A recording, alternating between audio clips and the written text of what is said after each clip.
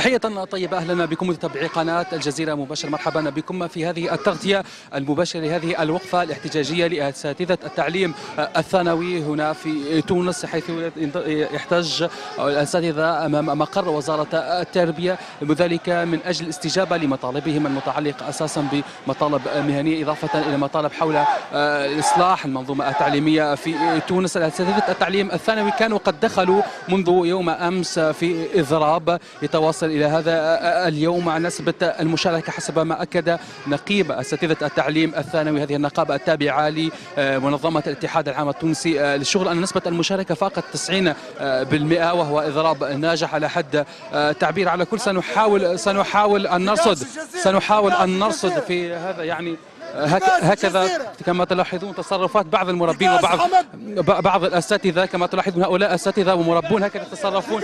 المطالبة بحرية الإعلام، المطالبة أيضا يعني كما تلاحظون نحن سنسمح بإعطاء الكلمة لكل من يريد أن يعبر عن رأيه.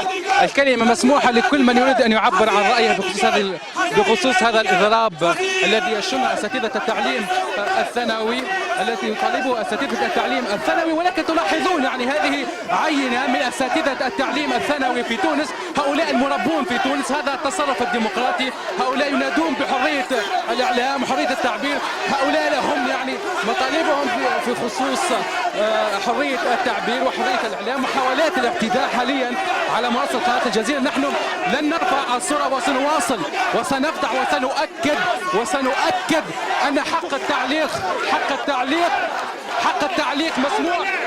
التعليق مسموح لكل من يريد أن يصور وكل من يريد أن يتكلم. نحن هنا في اتصال مباشر مع الشعب لمن يريد أن يعلق على هذا الإضراب الثانوي، هذا الإضراب الذي دخل فيه أساتذة التعليم الثانوي. معنا السيد علي بن رمضان، أساتذة التعليم الثانوي الذي دخلوا إضرابهم في يومهم الثاني. كما نؤكد مشاهدينا الكرام أن هذا المصدر لمن يريد أن يعبر عن رأيه، لمن يريد أن يعبر عن احتجاجات هذا المطلب، فنحن لن نتراجع مهما ظروف. على كل هؤلاء يدعون بحرية التعبير وحرية ديمقراطية الإعلام في تونس، كما يطالبون على كل. للأسف نأسف أن تقدم لتونس عينة من الأساتذة والمربين بهذا الشكل تعبر عن مربي تونس. على كل نعتقد أن أساتذة تونس ومربي أجيال تونس، هذا البلد العريق، هم بهكذا الشكل. هذه عينة حقيقة لا يمكن أن تعبر على المستوى العام لمثقفي تونس، لمربي تونس.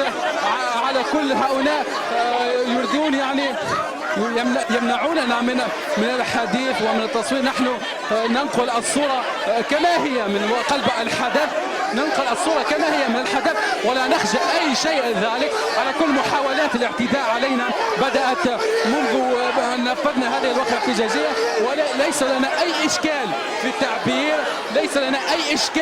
التعبير، لمن يريد أن يعبر عن رأيه بخصوص هذا الموضوع المتعلق بتغطية مباشرة لإضراب أساتذة التعليم الثانوي منذ يومين. على كل لا يمكن أن نرصد، لا يمكن أن نخشى هذا الوقفة على كل محاولات الاعتداء نستغربها من أساتذة تعليم ثانوي، أساتذة تربي أجيالنا وتربي أطفالنا، لهم مطالبهم المهنية ومطالبهم التعليمية. سنحاول أن ننقل الصورة كما هي. يعني مؤسسات الإعلام تصور وتنقل. نأسف اليوم في تونس بعد ثورة 14 من يناير، أن يقع الاعتداء على مؤسسات الإعلام. نأسف لما قدمته قناة الجزيرة في تغطية للثورة التونسية بشهادة الجميع. على كل نحن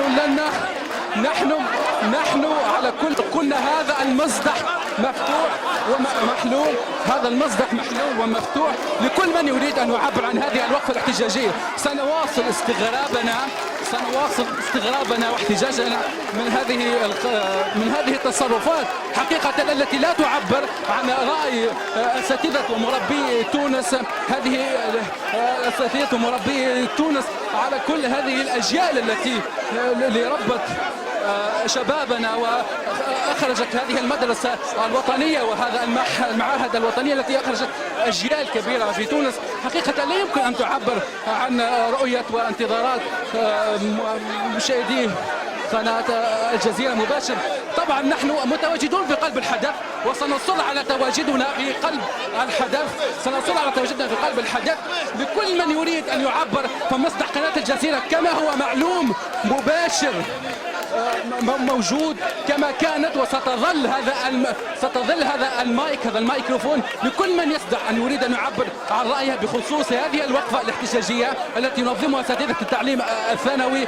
سيظل مفتوح لكل التعبير، لكل من يريد أن يتحدث في هذا الموضوع. ونحن لا نخشى أي اعتراض أو أي اعتداء، سواء كان اعتداء لفظي أو اعتداء مادي، وستظل الصورة كما هي تنقل من هنا. نحن نؤكد ونذكر أننا متواجدون أمام مقر وزارة التربية في التغطية لهذه الوقفة الاحتجاجية لأساتذة التعليم الثانوي الذين دخلوا في إضراب منذ يوم الأمس لرفع مجموعة من المطالب المهنية، إضافة إلى مطالب متعلقة أساسا بإصلاح منظومة التعليم. السيد أسعد اليعقوبي نقابة التعليم الثانوي الذي هي بدورها منتمية إلى منظمة الاتحاد العام التونسي للشغل كان قد أشار يوم أمس في تصريحات إعلامية لأن نسبة الإضراب حققت نجاح تقريبا على حد تعبيره فاقت 90%. على كل الصورة كما هي، كما ستظل مستمرة على قناة الجزيرة مباشر وفي مشاهدي قناة الجزيرة مباشر. حفاظا على مصداقية هذه القناة قلنا أن هذا المصدح مفتوح لكل من يريد أن يعبر عن رأيه سواء من أساتذة أو مربين. نترككم مشاهدينا الكرام مع الصورة مباشرة كما هي، وسنظل بقرب المكان.